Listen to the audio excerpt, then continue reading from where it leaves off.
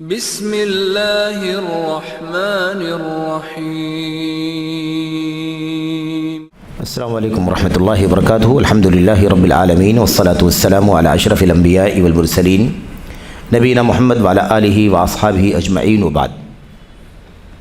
جدید مناہج کی حقیقت کے آج کے اس دوسرے سیشن میں اللہ کے فضل و کرم سے، اس کی توفیق سے سوال نمبر 85 اور اس کا جواب ہمیں پڑھنا ہے۔ سوال نمبر 85 میں اس سے پہلے والے سوال سے ہی جڑا ہوا ایک سوال ہے۔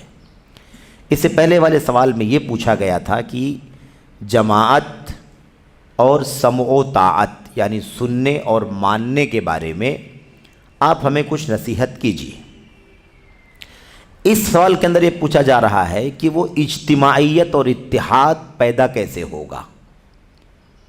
جماعت اور اجتماعیت اسباب کیا ہیں، یعنی کیا کرنا ہوگا تو سب کے سب متفق ہو جائیں گے، سب کے سب ایک ہو جائیں گے، اختلاف ختم ہو جائے گا، فرقہ بندی ختم ہو جائے گی۔ اس کے اسباب کیا ہیں، اس کے وسائل کیا ہیں، ذرائع کیا ہیں؟ یہ سوال ہے، اجتماعیت کے اسباب و وسائل کیا ہیں؟ جواب میں شیخ صالح فوزان حافظ اللہ کہتے ہیں، دو تین باتیں بیان کی ہیں انہوں نے۔ دیکھیں، کہتے ہیں پہلا، اولاً پہلی چیز اجتماعیت کے اسباب حسب ذیل ہیں۔ اولاً سب سے پہلے عقیدے کی تصحیح۔ دیکھا آپ نے، اتحاد پیدا کرنے کے لیے عقیدہ صحیح ہونا ضروری ہے۔ عقیدہ صحیح نہیں ہے تو اتحاد کبھی نہیں ہو سکتا۔ اجتماعیت اکٹھا ہونا، ایک ہو جانا ہے نا۔ تو کیا کہا؟ سب سے پہلی چیز ہے عقیدے کی تصحیح، یعنی عقیدہ صحیح کرنا۔ توحید اللہ تبارک و تعالیٰ کی، توحید عبادت، توحید ربوبیت، توحید اسماء اور صفات، اور اللہ تبارک و تعالیٰ کی عبادت میں، بندگی میں ہر طرح کی شرک سے، ہر طرح کی کفر سے، ہر طرح کے انحراف سے دوری۔ عقیدے کو صحیح کرنا، درست کرنا، اس طور پر کہ عقیدہ شرک سے پاک ہو۔ اس طور پر بھی عقیدہ کیا ہو؟ شرک سے پاک ہو۔ اللہ تعالیٰ کا ارشاد ہے، وَإِنَّ هَذِهِ أُمَّتُكُمْ أُمَّةً وَاحِدَةً وَأَنَا رَبُّكُمْ فَاتَّقُونِ۔ وَإِنَّ هَذِهِ أُمَّتُكُمْ أُمَّةً وَاحِدَةً وَأَنَا رَبُّكُمْ فَاتَّقُونِ۔ یقیناً تمہارا یہ دین ایک ہی دین ہے۔ تمہارا دین کتنا ہے؟ ایک ہی دین ہے، ایک اللہ ہے، ایک دین ہے۔ تمہارا دین ایک ہی دین ہے اور میں تم سب کا رب ہوں۔ میں تم سب کا رب ہوں۔ فاتقون، اس لیے تم میرا تقوی اختیار کرو، مجھ سے ڈرو، میرے عذاب سے بچنے کے لیے وہ سارے کام کرو جس سے تم میرے عذاب سے بچ سکتے ہو۔ دوسری آیت کریمہ جو یہاں پر نہیں ہے وہ بالکل اسی سے ملتی جلتی ہے، ایک لفظ اس میں الگ ہے۔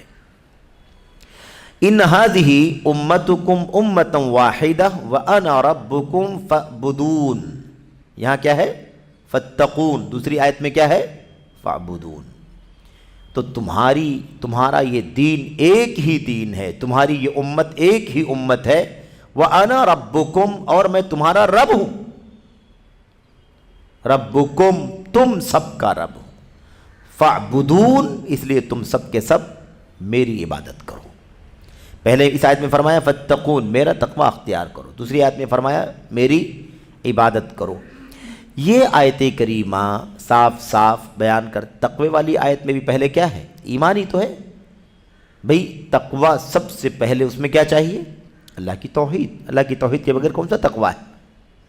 ظاہر سی بات ہے کہ حلیے سے، لباس سے، ہے نا، عمامے سے، جبے قبے سے، تسبیح اور مالے سے کوئی متقی نہیں بنتا۔ متقی اللہ تبارک و تعالیٰ کی توحید اور نبی کی سنت کا پاس و لحاظ کرنے والا اور توحید و سنت کے مطابق جینے والا متقی ہے۔ جتنا اس کے اندر توحید ہے، نبی کی سنت ہے، اتنا ہی بڑا وہ اللہ کا دوست ہے، ولی ہے، اور اتنا ہی بڑا وہ تقوی شعار ہے۔ تو کیا کہا صاف لفظوں میں؟ فاعبدون اور فاتقون۔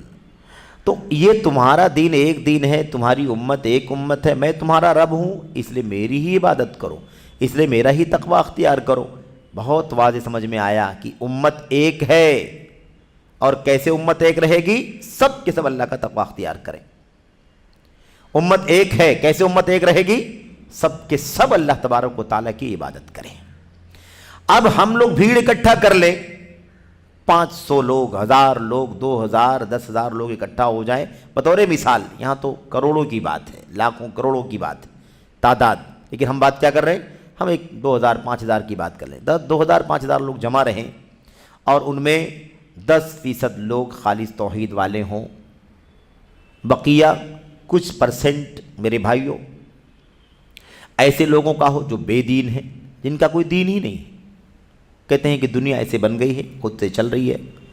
کچھ لوگ ایسے ہوں جو مثال کے طور پر دیوی دیوتاؤں کے پجاری ہوں، ان میں سے کچھ ایسے ہوں جو اللہ تبارک و تعالیٰ کے نبیوں کے، اللہ کے رسولوں کے، صالحین کے پجاری ہوں، کچھ ایسے ہوں جو سورج چاند اور ستاروں کے پجاری ہوں، ایسے لوگ ہوں۔ کچھ لوگ اللہ تبارک و تعالیٰ کے نیک بندوں کی قبروں پر جا کر کے سجدے کرتے ہوں، پھول چڑھانے والے ہوں۔ ایسے لوگوں کی 5000 10,000 کی تعداد ہو، کیا ایسی اس تعداد کو جو 5000 10,000 کی تعداد ہے، کیا اس تعداد کو جماعت اور اجتماعیت کہا جائے گا؟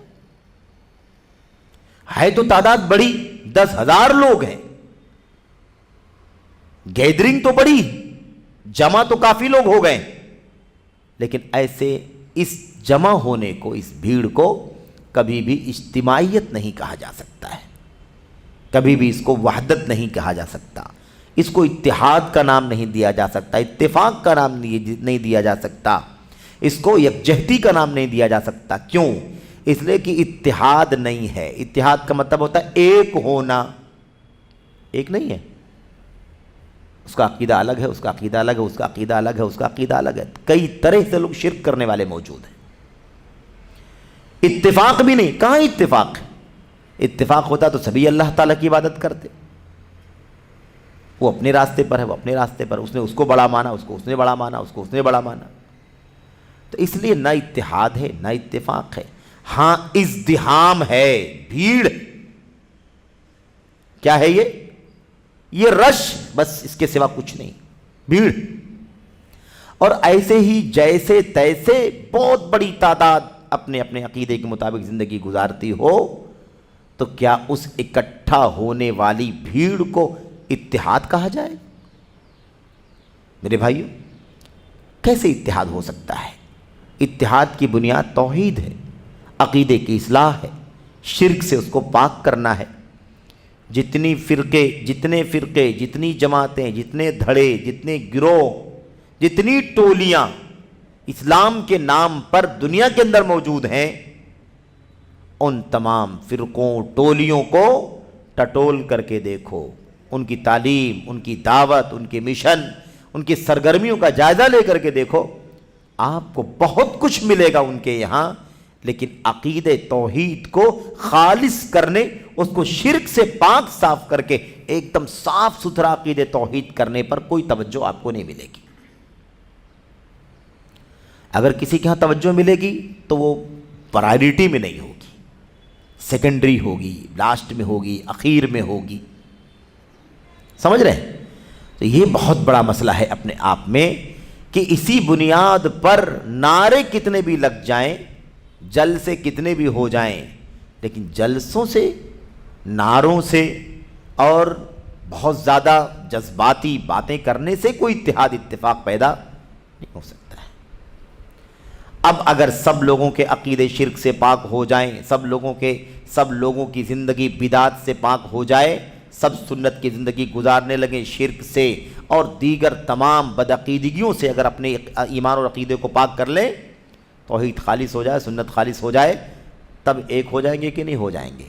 تب تو ایسے ایک ہو جائیں گے کہ اکٹھا نہ بھی رہیں تب بھی ایک مانے جائیں گے۔ آپ بہت دور رہتے ہیں تب بھی ہمارا اور آپ کا ایک ہے۔ اس لیے باطل کے ساتھ تو اتحاد کر سکتا ہے، لیکن حق اور باطل کا اتحاد نہیں ہو سکتا ہے۔ پوری دنیا میں جہاں توحید پرست رہتے ہیں، سنت پرست رہتے ہیں، سنت پر عمل کرنے والے رہتے ہیں، وہ دوریوں کے باوجود بھی ایک ہیں، دوریوں کے باوجود بھی ایک ہیں، جیسے اہل باطل دوریوں کے باوجود بھی ایک ہیں۔ ایک آدمی بدعقیدہ ہوتا ہے نا، تو کسی دوسرے ملک میں جب جاتا ہے تو اپنے عقیدے والے کو تلاش کر کے اس کا مہمان بنتا ہے، اس کے ساتھ میں رہتا ہے، اس کی مجلس میں شریک رہتا ہے، اسے دل کی باتیں کرتا ہے۔ ہم جب جاتے ہیں کسی دنیا کے گوشے میں تو ہم توحید و سنت والوں کی تلاش کرتے ہیں کہ وہ ہمارا بھائی کہاں ہے، توحید والا، سنت والا۔ بہت کم ہے، ٹھیک ہے، ایک بھی ہے تو بہت ہے وہ، لیکن توحید کا اور سنت کا عالم بردار تو ہے وہ۔ اسی لیے آپ دیکھیں گے ان سارے بدعقیدوں کا بھی طریقہ کیا ہے؟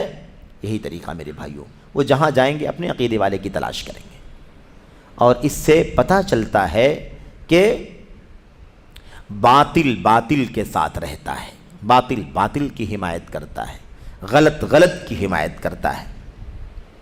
یہ بہت واضح سی بات، اس کی بہت ساری مثالیں ہیں، بہت سارے شواہد ہیں، اپنے وقت پر آئیں گے وہ انشاءاللہ تبارک و تعالی، ہے نا۔ ابھی وہ بات کرنا مقصد نہیں ہے، ہمیں 2-3 پوائنٹس پر بات کرنی ہے اور دوسرے سیشن میں مختصر گفتگو بھی ہونی ہے، تو تاخیر بھی کچھ ہو گئی ہم لوگوں سے۔ تو کیا کہا؟ پہلا اصول اجتماعیت کا پہلا سبب، اگر امت اتحاد کرنا چاہتی ہے، ایک ہونا چاہتی ہے، تو اس کو سب سے پہلے اپنے عقیدے کی اصلاح کرنی پڑے گی۔ سب سے پہلے اپنے عقیدے کی اصلاح کرنی پڑے گی، اپنے عقیدے توحید کو خالص کرنا پڑے گا، ہر شرک سے چھوٹے بڑے اپنے عقیدے کو پاک کرنا پڑے گا۔ وہی شرک کا عقیدہ لے کر کے، وہی قبر پرستی لے کر کے، وہی بزرگ پرستی لے کر کے، وہی تصوف کا عقیدہ لے کر کے، ہے نا، وہی خانقاہیت کا عقیدہ لے کر کے، وہی چشتیت، نقشبندیت، سہروردیت، قادریت کا عقیدہ لے کر کے، وہی ماتریدیت، ہے نا، وہی ماتریدیت، وہی اشعریت لے کر کے، وہی عقلانیت لے کر کے، وہی رافضیت لے کر کے، وہی خارجیت لے کر کے ہم سوچیں اتحاد ہو جائے تو کبھی اتحاد ممکن؟ یہ دھوکہ ہے، دھوکہ ہے اتحاد کے نام پر، کبھی اتحاد نہیں ہو سکتا۔ اتحاد توحید کی بنیاد پر ہو سکتا ہے۔ رسول کریم صلی اللہ علیہ وسلم کی سنت پر جب تک پوری امت نہیں آ جائے گی کبھی اتحاد نہیں ہوگا۔ پوری امت جب تک اللہ کی توحید پر آ کر کے شرک سے توبہ نہیں کر لے گی اتحاد نہیں ہوگا۔ ہم اکٹھا ہو جائیں گے لیکن آپ الگ عقیدہ رکھتے ہیں تو دل نہیں ملے گا، آپ کی سوچ الگ ہے، میری سوچ الگ ہے۔ اس مجلس کے ختم ہونے کے بعد جب چائے پانی ختم ہوگا، ہے نا، ضیافت ختم ہوگی، باہر نکلیں گے تو وہ اپنے راستے پر جائے گا، آپ اپنے راستے پر جائیں گے، اس لیے کہ بھیڑ تو لگی تھی ساتھ میں، لیکن اب باہر نکلنے کے بعد سب کے عقیدے الگ ہیں، سب کے نظریے الگ ہیں، سب کی سوچ الگ ہے، سمجھ رہے ہیں؟ یہ صورتحال بنے گی۔ تو اصل میں اتحاد کی بنیاد، پہلی بنیاد کیا ہے؟ عقیدے کی تصحیح، عقیدے کی اصلاح۔ اچھا آگے دیکھیے، کیونکہ صحیح عقیدے کی نقطہ، کیوں آخر توحید چاہیے؟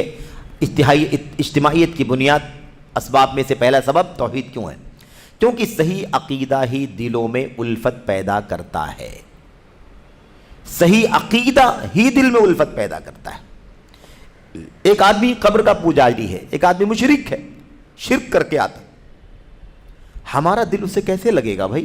وہ شرک کرنے والا آدمی، وہ شرک کرنے والا ہے۔ بحیثیت انسان، انسانی بنیاد پر انسانی زندگی میں تعلقات ہمارے اس کے ہو سکتے ہیں، لیکن چونکہ وہ شرک کرتا ہے اس لیے دل میں الفت اس کے لیے پیدا نہیں ہو سکتی، ٹھیک، وہ شرک کرتا ہے۔ ہم اللہ کی توحید کے علمبردار ہیں، داعی ہیں، ہمارا عقیدہ توحید کا ہے، اور بغض و کینہ ختم کرتا ہے۔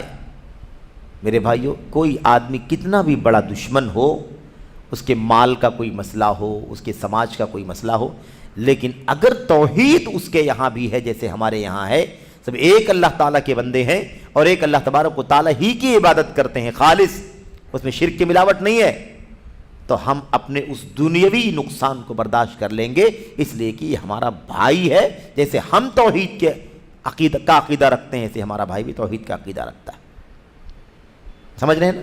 بغض و کینہ ختم ہوتا ہے۔ اس کے برعکس جب عقائد مختلف اور معبودان کئی قسم کے ہوتے ہیں، شیخ صالح فوزان کہہ رہے ہیں، اس کے برخلاف اگر معبودان جب عقائد مختلف ہوتے ہیں اور معبودان کئی قسم کے ہوتے ہیں، تو ہر عقیدہ والے اپنے اپنے عقیدے اور اپنے اپنے معبودوں کو لے کر الگ تھلگ ہو جاتے ہیں۔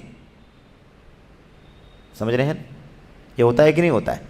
یہی شرک کا حال ہے، شرک کا حال یہی ہے، اور دوسروں کے عقائد کو باطل سمجھتے ہیں۔ جب عقیدہ الگ الگ ہے تو ظاہر سی بات ہے کہ وہ اپنے آپ کو حق سمجھتا ہے، وہ اپنے آپ کو حق سمجھتا ہے، وہ دوسرے کو باطل اور وہ اس کو باطل، یہ ہے مسئلہ۔ اس لیے ایسی صورت میں کبھی اتحاد نہیں ہو سکتا، اجتماعیت نہیں ہو سکتی۔ اللہ تبارک و تعالیٰ نے فرمایا، حضرت یوسف علیہ السلام کی اس دعوت کا یہ حصہ ہے، اَأَرْبَابٌ مُتَفَرِّقُونَ خَيْرٌ أَمِ اللَّهُ الْوَاحِدُ الْقَهَّارُ، کیا یہ جدا جدا متفرق الگ الگ جو معبودان لوگوں نے بنا رکھے ہیں، کیا یہ بہتر ہے یا اللہ تبارک و تعالیٰ بہتر ہے جو اکیلا ہے اور سارے لوگوں پر قہر اور غلبہ کرنے والا ہے، سب پر غالب ہے؟ اللہ سے اوپر کوئی جا سکتا ہے؟ اللہ سے آگے بڑھ سکتا ہے؟ اللہ کی طاقت سے، اس کے اختیار سے، اس کے غلبے سے کوئی باہر نکل سکتا ہے؟ وہ عابد بن گیا غیر اللہ کا، وہ معبود باطل بنا ہوا ہے نا، اللہ تبارک و تعالیٰ کے سوا اس کی پوجا ہو رہی ہے، چاہے یہ معبودان باطلہ ہوں یا یہ باطل پرست عبادت گزار ہوں، اللہ تبارک و تعالیٰ ہی ان کو کھلاتا پلاتا جلاتا ہے اور اپنی دھرتی پر باقی رکھتا ہے۔ اللہ تبارک و تعالیٰ کی قدرت سے یہ باہر نکل جائیں، اس کی انہیں ہمت نہیں ہو سکتی۔ دیکھا آپ نے، کئی متفرق پروردگار بہتر ہے یا ایک اللہ زبردست طاقت والا؟ کون بہتر ہے میرے بھائیو؟ یہ ہے۔ اسی لیے دیکھیے اب یہ مثال، پریکٹیکل مثال دے رہے ہیں، زمانے قدیم کی مثال۔ اسی لیے عرب کے لوگ زمانے جاہلیت میں منتشر اور بکھرے ہوئے تھے۔ زمانے جاہلیت میں کیا حال تھا؟ کوئی کسی کا دوست نہیں بھائی، سب ایک دوسرے کے دشمن، آپس میں انتشار، تفرقہ، پارٹی بندی، دھڑ بندی، ایک دم ہوس پرستی، من مانی زندگی گزر رہی تھی، منتشر اور بکھرے ہوئے تھے، روئے زمین پر کمزور بھی تھے۔ بکھرے ہوئے رہیں گے تو دشمن کا مقابلہ کریں گے نہیں، وہ اپنی جان بچائے گا، وہ اپنی جان بچائے گا، کیونکہ سب کو اپنی اپنی کی فکر پڑی ہوگی، کیونکہ سب اندر سے ایک تو ہے نہیں، سب عقیدے کے اعتبار سے ایک نہیں ہے، سب الگ الگ منتشر ہے۔ لیکن جب اسلام میں داخل ہوئے اور ان کا عقیدہ درست ہوا تو آپس میں متحد ہو گئے اور ان کی حکومت بھی متحد ہو گئی۔ آپ سوچیں جاہلیت کا کیا حال تھا، اور اللہ کے نبی علیہ السلام قرآن کریم لے کر کے آئے، اپنی سنت لے کر کے آئے، اور آپ نے اللہ کا پیغام پہنچایا، لوگوں نے شرک سے توبہ کر کے توحید کو گلے لگایا اور نفس پرستی اور ہر طرح کے انحراف سے آزاد ہو کر کے اللہ کے نبی کی سنت کو گلے لگا لیا۔ سب آپس میں بھائی بھائی ہو گئے کہ نہیں ہو گئے؟ سب آپس میں بھائی بھائی ہو گئے، ایک ہو گئے۔ صرف توحید نے ان کو ایک بنا دیا، سنت نے ان کو ایک بنا دیا۔ توحید و سنت کے بغیر وہ ایک دوسرے کے خلاف دست بگریبہ تھے، ایک دوسرے کی جان کے دشمن تھے، مال کے دشمن تھے، ایک دوسرے کے خلاف ہمیشہ رہا کرتے تھے۔ لیکن اسلام کی نعمت ملی، توحید کی نعمت ملی تو سب کے سب کیا ہو گئے؟ ایک ہو گئے، ان کی حکومت بھی ایک ہو گئی۔ جب ایک رہیں گے تو ہی حکومت ایک بنے گی بھائی۔ اس لیے یاد رکھیں، مدینہ طیبہ کے اندر اللہ کے نبی علیہ السلام پہنچے تو وہ سب کون تھے جن کے ساتھ میں اللہ کے نبی نے؟ وہ مہاجرین تھے اور انصار جو مدینے والے تھے، ان سچے دل والے جن کے سینے ایمان کے نور سے منور تھے، جن کے سینوں میں سنت کا کی کرن تھی، سنت کی روشنی تھی، یہ ایسے لوگ تھے۔ اس لیے فوراً حکومت بن گئی کہ نہیں بن گئی؟ ایک نظام بن گیا۔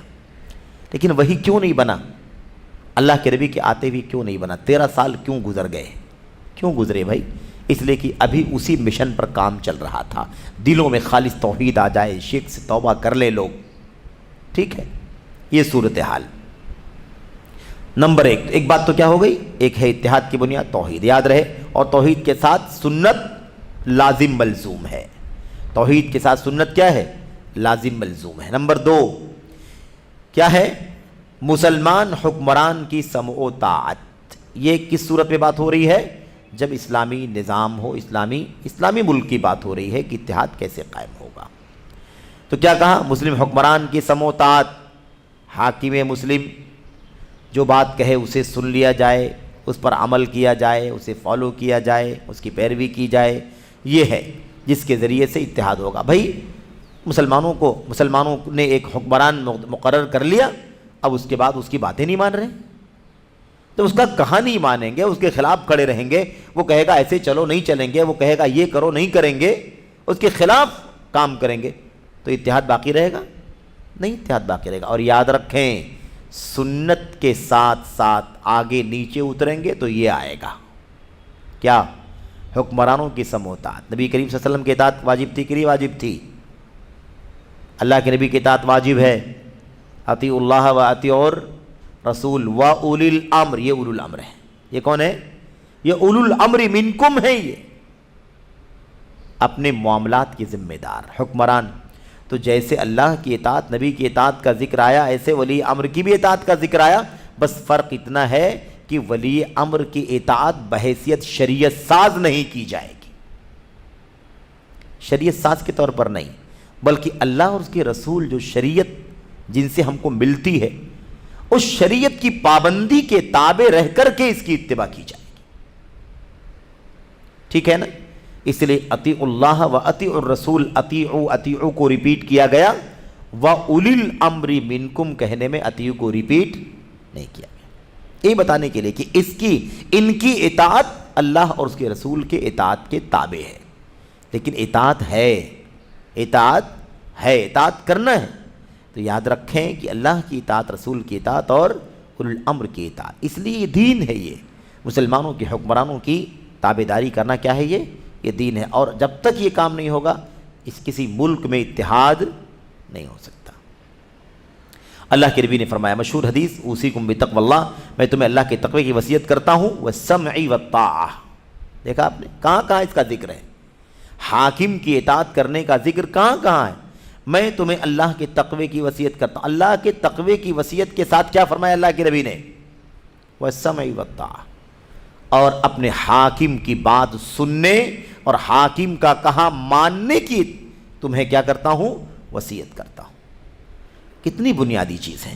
اس کے آگے اور مسئلے کو سمجھایا، یہ کوئی نہ کہے کہ ہمارا حاکم ایسا ہے ویسا ہے فلاں ہے نا، حقیر ہے فقیر ہے، یہ کمی ہے، اس کو تو ماننے کا جی نہیں چاہتا، اس کی بات تو ماننے کا، اس کے حکم کی پر عمل کرنے کا تو جی نہیں چاہتا، یہ فلاں ہے، یہ ہے وہ ہے، اس طرح کی کوئی بات ہم نہیں کر سکتے۔ اللہ کے نبی نے اس کو سمجھانے کے لیے ایسی مثال دے دی ہے نا، اس سے اچھی مثال دنیا پیش ہی نہیں کر سکتی۔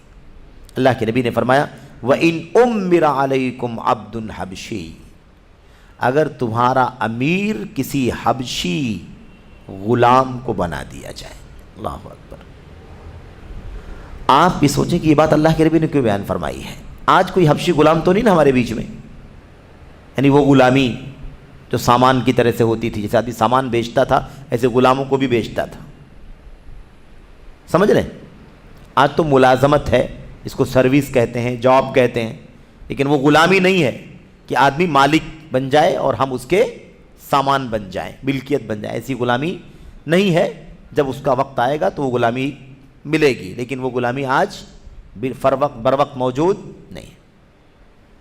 اچھا، اللہ کے نبی نے یہ مثال دی کہ حبشی غلام اگر تمہارا امیر بنا دیا جائے تب بھی اطاعت کرنا ہے، بات سننا ہے اس کی اور ماننا ہے اس کی بات کو، اگرچہ تمہارا امیر ایک حبشی غلام کو کیوں نہ بنا دیا جائے۔ یہ اللہ کے نبی نے مثال دی اتنی پیاری، وہ عرب کے لوگ جو حبشیوں کو غلام بنا کر کے رکھتے تھے، جن کے غلام حبشی بھی ہوا کرتے تھے اور بھی ہوا کرتے تھے، خاص طور پر حبشی سیاہ فام کالے کلوٹے غلام ہوا کرتے تھے، جن سے وہ خدمت لیتے تھے، جنہیں وہ خریدتے بیچتے تھے۔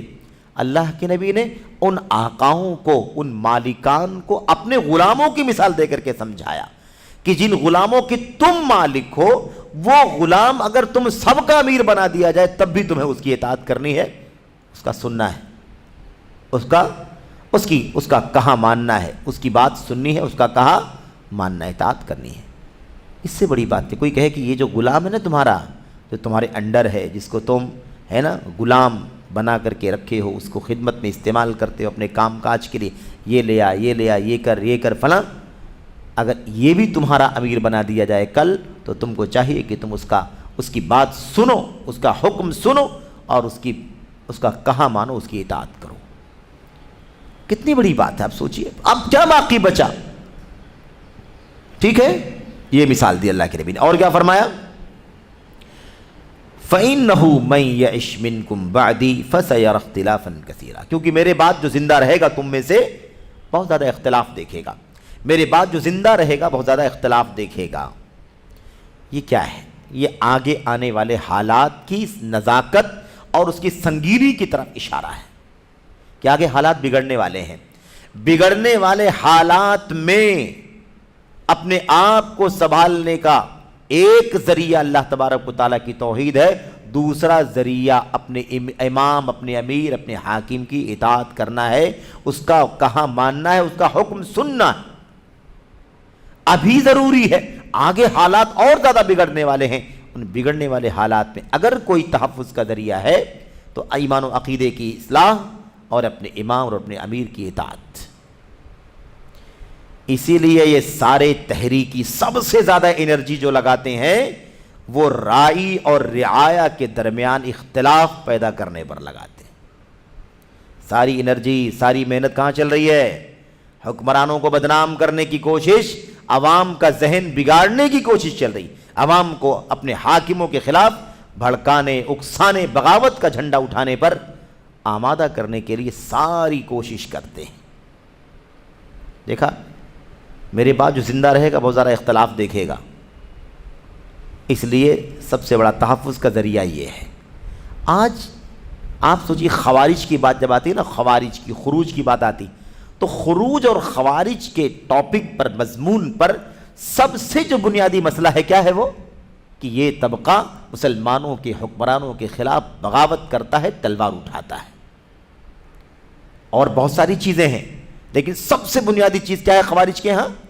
یہی بغاوت کرنے والے، بغاوت کرنے والے، بغاوت کروانے والے، بغاوت پر اکسانے والے، بغاوت کی راہ ہموار کرنے والے، بغاوت کے لیے دبے کھلے لفظوں میں بولنے والے، بغاوت کے لیے دبے کھلے لفظوں میں لکھنے والے، بغاوت کرنے والوں کے خلاف زبان بند رکھنے والے، ان پر رد نقد نہ کرنے والے، اس مضمون پر، اس ٹاپک پر بات نہ کرنے والے، یہ لوگ ہیں میرے بھائیوں۔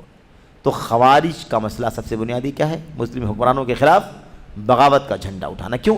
اس لیے کہ اگر یہ کام ہو گیا تو پھر تو خانہ جنگی، پھر تو اتھل پتھل اور تفرقہ، اور نہ پتہ چلے گا کتنی جانیں گئی، نہ پتہ چلے گا کتنا مال تباہ ہوا، نہ پتہ چلے گا کتنی آبرو کو پامال کیا گیا۔ یہ بہت خطرناک، اس لیے یہ رافضی، تحریکی ہے نا، جتنے بھی ہیں، اخوانی، مودودی، ان سب کا دماغ کہاں ہے؟ مسلم حکمران کے خلاف، ہمیشہ ان کی زبان چلے گی۔ ابھی سب چل رہا ہے نا حالات، دنیا کے حالات جو چل رہے ہیں، ان حالات میں بھی آپ دیکھیے کیا ہے، سارا نزلہ سعودی حکومت کے اوپر، سعودی حکمران کے اوپر، وہ ایسا کر رہے ہیں تو وہ ایسا کر رہے ہیں تو وہ ایسا کر رہے ہیں۔ میرے بھائیوں، اگر انصاف نہ کرو گے تو اللہ تبارک و تعالیٰ کے ہاں منہ کیسے دکھاؤ گے؟ یہ دنیا چند دنوں کی ہے، اللہ سے ڈرو۔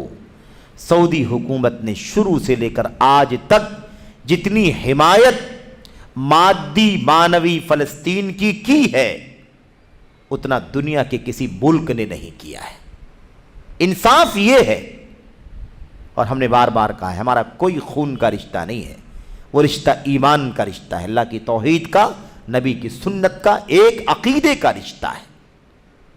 اس لیے یہ انصاف نہیں ہے۔ اس طرح کی بات کرنے والے بد باطن ہیں، جن کے دلوں کے اندر، جن کے باطن کے اندر میرے بھائیوں حقد چھپا ہوا ہے، کینہ چھپا ہوا ہے، جن کو راس نہیں آتا مملکت سعودی عرب کی توحید پرستی، جن کو راس نہیں آتی وہاں کی سنت پر عمل کا جذبہ، جن کو راس نہیں آتی پوری دنیا کے چپے چپے میں اللہ کی توحید اور سنت کی دعوت اور تعلیم پھیلانے کے لیے ان کی مادی معنوی کوششیں ان کو راس نہیں آتی ہیں۔ یہ اصل مسئلہ ہے، یہ بنیادی مسئلہ ہے۔ اس لیے اس طرح کے پروپیگنڈے کرنے والے، آپ یاد رکھیں، سب سے زیادہ کوشش یہ کرتے ہیں کہ حاکم کے خلاف عوام کو اکسا دیا جائے، بغاوت ہو جائے گی تو سارا امن تباہ و برباد ہو جائے، سارا امن غارت ہو جائے گا، بد امنی، بے امنی پھیل جائے گی۔ اس طرح کا ان کا پروپیگنڈا ہے اور ان کا نظریہ ہے، اور اس حوالے سے بے انتہا باتیں ہیں۔ یہ سلسلہ آپ کا چل رہا ہے جدید مناہج کا، اس کی تکمیل کے بعد بہت ساری چیزیں ہیں جو انشاءاللہ تبارک و تعالی ہم آپ کے سامنے پیش کریں گے، شواہد کے ساتھ، اقتباسات کے ساتھ، اور وہ باتیں آپ کے سامنے آئیں گی مزید۔ تو یہ ہو گئی بات۔ تو حاکم وقت کی نافرمانی اختلاف کا سبب ہے۔ اللہ کے نبی کی حدیث سے معلوم پڑا کہ نہیں معلوم پڑا؟ اگر تمہارا امیر حبشی غلام بن جائے تب بھی اطاعت کرو، سنو، کیونکہ میرے بعد جو زندہ رہیں گے بہت زیادہ اختلاف دیکھیں گے۔ تو نہ ماننا اختلاف کا سبب ہے، اور اختلاف کو ختم کرنے کا سبب کیا ہے؟ امیر کی اطاعت کرنا، اس کا کہا ماننا۔ نمبر 3، تیسرا ختم کریں گے انشاءاللہ، مختصر ہی ہے۔ نمبر 3، اتحاد کیسے ہوگا، اجتماعیت کیسے پیدا ہوگی؟ اجتماعیت کے اسباب کیا ہیں؟ نزاعات کو جڑ سے مٹانے اور اختلاف کرنے کے لیے کتاب و سنت کی طرف رجوع کرنا۔ جتنے بھی جھگڑے ہیں ایمان کے، عقیدے کے، منہج کے، مسلک کے، عمل کے، سیاست کے، سلوک کے، اخلاق کے، جتنے مسائل ہیں، سارے مسائل میں جو نزاع ہے، جو جھگڑا ہے، جو تکرار ہے، جو ٹکراؤ ہے، اس اختلاف ہے، اس کو ختم کرنے کے لیے سورس کیا ہے؟ قرآن کو اور سنت کو اپنا مرجع بنانا، اسی سے قرآن، اسی سے اختلاف ختم کرنا۔ میں کہوں میری بات مانو، اختلاف ختم ہو جائے گا، آپ کہیں اپنی بات منوا، میری بات مانو، فلاں کہے میری بات، فلاں کہے میری بات، کسی کی بات نہیں، اختلاف ختم ہوگا اللہ کی کتاب کی طرف پلٹ کر، اس کے رسول کی طرف لوٹ کر۔ قرآن کریم موجود ہے، اللہ کے نبی جب تک زندہ تھے فزیکلی لوگ آپ سے رجوع کرتے تھے، صحابہ کرام اپنے مسائل کا اختلاف ختم کر لیتے تھے، اور جب آپ دنیا میں نہیں ہیں تو آپ کی سنت اور آپ کی حدیث آج بھی ہمارے بیچ میں موجود ہے، کوئی مسئلہ نہیں۔ تو یہ ہے اختلاف کو ختم کرنے کا اور اتحاد اور اجتماعیت پیدا کرنے کا ایک سبب۔ فَإِن تَنَازَعْتُمْ فِي شَيْءٍ فَرُدُّوهُ إِلَى اللَّهِ وَالرَّسُولِ، اگر تمہارا تنازع، جھگڑا، اختلاف ہو جائے کسی مسئلے میں، کسی چیز میں، فی شیء، کسی بھی چیز میں، کوئی بھی چیز ہو، عقیدہ ہو، عبادات ہو، ہے نا، اخلاق ہو، کردار ہو، مسائل ہو، کوئی بھی مسئلہ ہو، فی شیء، کسی بھی چیز میں، فَرُدُّوهُ إِلَى اللَّهِ وَالرَّسُولِ، تو اس چیز کو لوٹاؤ اللہ کی طرف اور رسول صلی اللہ علیہ وسلم کی طرف۔ إِن كُنتُمْ تُؤْمِنُونَ بِاللَّهِ وَالْيَوْمِ الْآخِرِ، اگر تم اللہ تعالیٰ پر ایمان رکھتے ہو اور آخرت کے دن پر ایمان رکھتے ہو تو تمہیں ایسا ہی کرنا چاہیے۔ کسی مسئلے میں اختلاف ہو جائے، کسی بھی مسئلے میں، تو اسے لوٹاؤ اللہ اس کے رسول کی طرف۔ ذَلِكَ خَيْرٌ، یہ بہت بہتر ہے، یہ سب سے بہتر، خیر کا مطلب کیا ہوتا؟ افضل، سب سے بہتر یہی راستہ ہے۔ وَأَحْسَنُ تَأْوِيلًا، اور انجام کے اعتبار سے، ریزلٹ، آؤٹ پٹ کے اعتبار سے سب سے زیادہ بہتر ہے۔ یہ قرآن کہتا ہے میرے بھائی، اس لیے کوئی بھی تھیوری، کوئی بھی نظریہ، کوئی بھی فلسفہ امت میں اتحاد پیدا کرنے کا اس وقت تک کامیاب نہیں ہو سکتا جب تک کہ یہ بنیاد نہ ہو اس کی۔ اپنی اپنی دیواریں، اپنے اپنے ستون کو لوگ چھوڑنا نہیں چاہتے، سوچتے ہیں کہ اپنی دیوار پر رہوں، اپنے ستون پر رہوں اور سب اسی پر اکٹھا ہو جائیں، ایسا نہیں ہو سکتا۔ یہ ہے اتحاد کی بنیاد، نہ آپ کی دیوار، نہ فلاں کی دیوار، نہ فلاں کا ستون، نہ فلاں، کوئی نہیں۔ محور اتحاد کا اللہ کی کتاب اور نبی کی سنت ہے۔ لہذا لوگوں کے آرا، لوگوں کی رائے، میری رائے، فلاں کی رائے، فلاں کی رائے، فلاں کی رائے، لوگوں کے آرا اور ان کے عادات کی طرف رجوع نہیں کیا جائے۔ یہ نہیں دیکھا جائے گا فلاں کی رائے کیا ہے، یہ نہیں دیکھا جائے گا فلاں کی رائے کیا ہے، یہ نہیں دیکھا جائے گا کہ فلاں کے ہاں کیا رسم چلتی ہے، فلاں کے ہاں کیا طور طریقہ چلتا ہے، وہ ہمیں نہیں دیکھنا ہے، بلکہ کتاب و سنت۔ نمبر 4، کیا ہے اتحاد کا سبب، اجتماعیت کا سبب؟ افراد امت، یعنی امت کے افراد، امت کے جو یعنی لوگ ہیں، اور کیا کہا؟ افراد امت یا قبائل کے درمیان، جو امت کے اندر قبیلے ہیں، بستیوں کے لوگ ہیں، قبیلوں کے لوگ ہیں، ان لوگوں کے درمیان تنازع یعنی اختلاف اور تنازع رونما ہونے پر آپس میں اصلاح اور مصالحت کرنا۔ بھئی کبھی انسان ہونے کے ناطے آپس میں کوئی ٹکراؤ، جھگڑا بھی ہو سکتا ہے، تو ایسی صورت میں کیا کرنا ہے؟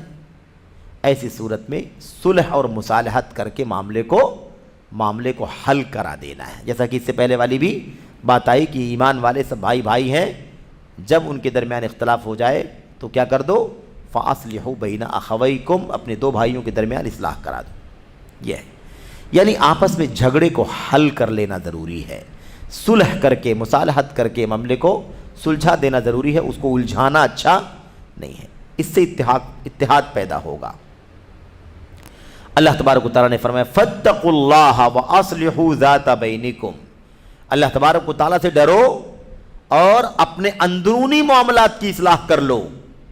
سماجی جھگڑے ہیں، کچھ کاروبار کے جھگڑے ہیں، کچھ خاندان کے جھگڑے ہیں، کچھ ہے نا اس طرح کے جھگڑے بھی ہوتے ہیں، اختلافات ہوتے ہیں انسانی بستی میں، انسانی سماج کے اندر. یہ بھی اتحاد کا سبب ہے کہ یہ بھی اختلاف باقی نہیں ہونا چاہیے، یہ بھی اختلاف کیا ہونا چاہیے؟ باقی نہیں ہونا چاہیے، اسے بھی ختم کر دینا چاہیے. اللہ تعالیٰ نے یہ آیت کریمہ سورہ انفال کی آیت نمبر 1 ہے، اس میں بات صاف صاف کہی گئی ہے وَأَصْلِحُوا ذَاتَ بَيْنِكُمْ، اپنے آپسی اختلاف باہمی تعلقات کو کیا کرو؟ درست کر لو، سدھار لو. نمبر 5 اور آخری کیا ہے؟ باغیوں، اور اچھی طرح سننا اس بات کو، باغیوں اور خارجیوں سے جنگ کرنا. باغیوں اور خارجیوں سے اتحاد کیسے پیدا ہوگا بھائی؟ سارے باغیوں کو پال کے رکھیں گے تو اتحاد پیدا ہوگا، سارے خارجیوں کو پروموٹ کریں گے تو اتحاد پیدا ہوگا کہ انتشار پیدا ہوگا؟ اتحاد پیدا کرنے کے لیے ضروری ہے کہ ان باغیوں خارجیوں پر بھی میرے بھائیوں لگام لگائی جائے، ان پر قدغن لگائی جائے، ان کو ان کے شر سے امت کو بچانے کے لیے کوشش کی جائے. یہ ہے تو باغیوں اور خارجیوں سے جنگ کرنا جو مسلمانوں کی وحدت میں یعنی اتحاد میں، ایک ہونے میں تفریقہ ڈالنا چاہتے ہیں. دیکھا آپ نے ان کا کیا کام ہے بھائی؟ باغیوں خارجیوں کا یہی کام ہے نا، امت میں انتشار پیدا کرنا چاہتے ہیں، بشرطے کہ وہ ایسی، دیکھیے بشرطے کہ وہ ایسی قوت و شوکت والے ہوں جو اسلامی سوسائٹی کے لیے خطرہ اور اس کے امن و سلامتی کی تباہی کا باعث ہوں. دیکھا آپ نے کیا کہا؟ مقصد کیا ہے اس کا؟ اس بات کا معنی اچھی طرح سمجھیں، کیا کہنا چاہتے ہیں؟ باغیوں اور خارجیوں سے جنگ کرنا جو مسلمانوں کی وحدت میں، ان کے اتحاد میں دراڑ پیدا کرنا چاہتے ہیں، تفرقہ ڈالنا چاہتے ہوں، بشرطے کہ وہ ایسی قوت و شوکت والے ہوں جو اسلامی سوسائٹی کے لیے خطرہ اور اس کے امن و سلامتی کی تباہی کا باعث ہوں. یعنی جنگ کرنا، لڑنا کب ضروری ہے؟ جب وہ پورے ملک کے امن و امان کو غارت کرنے کی کوشش میں لگے ہوئے ہوں. اگر شر اتنا زیادہ نہ پھیلا ہو تو جنگ کرنے کی ضرورت نہیں ہے، تو قلم کا استعمال کرنا کافی ہے، زبان سے سمجھانا ضروری ہے. لیکن جب ملک کی امن و سلامتی کی تباہی کا باعث بن جائیں تو پھر ان کے مقابلے میں آ کر کے ہے نا ان کی شر کو پورے طور پر کچلنا ضروری. اس طرح سے یہ 5واں سبب ہے جس کے ذریعے سے اتحاد پیدا ہوگا. اب مسلمانوں میں اجتماعیت کا معنی اس سے پہلے والے سیشن میں آ چکا ہے. اجتماعیت کا معنی ہے حق پر جمع ہونا، حق پر جمع ہونا. حق پر جمع ہونے کی راہ میں جو خارجی فکر دراڑ پیدا کر رہی ہو، انتشار پیدا کر رہی ہو، حق سے دور کرنے کا سبب بن رہی ہو، ایسے لوگوں کے خلاف اپنی زبان سے، اپنے قلم سے لوگوں کو آگاہ کرنے کا کام نہیں کرنا چاہیے کیا؟ یہ ذمہ داری ہے میرے بھائی، امت کے علماء کی ذمہ داری ہے کہ جو اس حد تک آگے بڑھ چکے ہوں ٹھیک ہے، ان سے تو لڑائی کی جائے، یہ حکومت اسلامی حکومتوں کی بات چل رہی ہے، لیکن اگر وہ اتنا شرنگیزی نہ کر رہے ہوں تو پھر اس کے لیے زبان کا، قلم کا استعمال کرنا کافی ہے. ہم جس ملک و وطن میں رہتے ہیں یہاں پر اسلام کی دعوت کو نقصان پہنچانے والے جو عناصر ہیں، صحیح اسلام کی دعوت کو، خالص اسلام کی دعوت کو نقصان پہنچانے والے عناصر، اللہ کی توحید، نبی کی سنت کا طریقہ، صحابہ کرام کے منہج، تابعین کے راستے کو اور اس مشن کو نقصان پہنچانے والے جتنے عناصر ہیں، ان سب عناصر کے خلاف ہم کو، آپ کو، جو علم کی دولت سے میرے بھائیوں مسلح ہیں، علم کی دولت سے مالا مال ہیں، انہیں چاہیے، بصیرت مند ہیں جو، انہیں چاہیے کہ وہ کیا کریں؟ وہ اپنی زبان سے، اپنے قلم سے اس باطل کے خلاف میرے بھائیوں حق کا دفاع کریں. یہ ذمہ داری ہے. اللہ تبارک و تعالیٰ نے کیا فرمایا؟ فَإِن بَغَتْ إِحْدَاهُمَا عَلَى الْأُخْرَى فَقَاتِلُوا الَّتِي تَبْغِي. اگر دو مسلمانوں کی، اگر دو جماعتوں میں سے ایک جماعت، ایک فرقہ ایک ٹولی دوسری ٹولی پر ظلم کرے، زیادتی کرے، تو جو زیادتی کرتی ہے اس سے کیا کرو؟ لڑو۔ زیادتی کرنے والی سے کیا کرنے کا حکم دیا؟ لڑو، یہ ہے۔ اور اللہ نے آگے کیا فرمایا؟ اگر باز آ جائے زیادتی کرنے سے، فَإِنْ فَاءَتْ، اگر زیادتی کرنے سے باز آ جائے، فَأَصْلِحُوا بَيْنَهُمَا، تو دونوں میں صلح کرا دو۔ لیکن اگر باز نہ آئے تو کیا کرو؟ لڑو۔ یہ بات اللہ تبارک و تعالیٰ نے قرآن کریم کے اندر ارشاد فرمائی۔ یہ دیکھیے یہاں آگے مثال دے کر کے بات ختم کرنے کریں، اسی لیے امیر المؤمنین علی ابن ابی طالب رضی اللہ تعالیٰ عنہ نے باغیوں اور خوارج سے قتال فرمایا، باغیوں سے اور خارجیوں سے قتال فرمایا، یعنی ان سے لڑائی لڑی نہروان میں، ہے کہ نہیں؟ لڑائی ہوئی تھی کہ نہیں ہوئی تھی؟ باغیوں سے خارجیوں سے لڑائی لڑی، قتال فرمایا، اور یہ چیز آپ کے عظیم فضائل میں شمار کی جاتی ہے۔ تو یہ کسی بھی ملک کی وحدت اور اجتماعیت کے لیے یہ 5 اصول ہیں جو شیخ صالح الفوزان حافظہ اللہ نے یہاں پر ذکر کیا۔ چونکہ باتیں بالکل واضح ہیں اس لیے اس پر کوئی حاشیہ لگانے کی ضرورت نہیں تھی، اس لیے شیخ جمال نے اس سوال کے جواب کو بغیر حاشیے کے خالی چھوڑ دیا۔ حالانکہ کچھ باتیں آگے آئیں گی بھی، لیکن اس سوال میں کوئی ضرورت نہیں تھی، کیونکہ 5 ستھرے اسباب ایک دم آسانی سے ہم نے آپ نے سمجھ لیا۔ دعا کرتے ہیں اللہ تبارک و تعالیٰ سے کہ اللہ عز و جل ہم سبوں کو اتحاد، اجتماعیت، اتفاق، یگانگت اور یکجہتی کے اصولوں کو اپنا کر کے اتحاد پیدا کرنے کی توفیق عطا فرمائے۔ زبانی جمع خرچ سے، اپنی ہوس سے، اپنی خواہشات سے، اپنی مرضی سے، اپنے ذات کا تعصب، اپنے جھنڈے کا تعصب، اپنے بینر کا تعصب، اپنے فرقے کا تعصب، اپنی شخصیتوں کا تعصب، ان تمام چیزوں کے ہوتے ہوئے کبھی امت میں اتحاد پیدا نہیں ہو سکتا ہے۔ اللہ تعالی ہمیں اور آپ کو اس طرح کی حرکتیں کرنے سے بچنے کی توفیق عطا فرمائے، آمین یا رب العالمین۔ وصلی اللہ وسلم وبارک علی نبینا محمد وعلی آلہ وصحبہ اجمعین۔ السلام علیکم ورحمۃ اللہ وبرکاتہ۔